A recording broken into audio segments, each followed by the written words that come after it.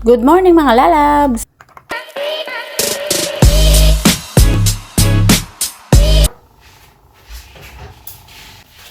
Hello po mga lalabs! Magandang araw sa inyong lahat. On duty ako today.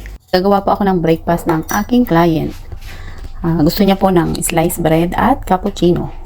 So dahil wala po kaming machine, mano-mano ang gawa. Ayan, kape lang po. Tsaka lagyan lang ng konting sugar. Lagyan ng milk. Ayan. At ayan po, meron akong machine na pang mano-mano. Pang mix po ng kape at asukal gatas. Ayan, kasi po magbabubbles siya pagka ginamitan ng cappuccino mixer. Ayan, and then add lang po ng hot water. So gusto po ng aking client ay matapang sa kape at sa gatas. Ayan po, ganyan po siya magkape. Gusto niya po matapang, yung kaya siyang ipaglaban. Yan, gusto niya po creamy, kaya nilagyan ko ng konting coffee mate para yung lasa niya creamy talaga. Yan po, ganyan lang. Depende po sa order ng client kung anong gusto nilang timpla.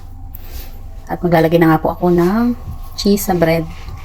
Ayan, ang gusto naman po niya, ito-toast ko daw po muna ang bread bago lagyan ng cheese sa ibabaw.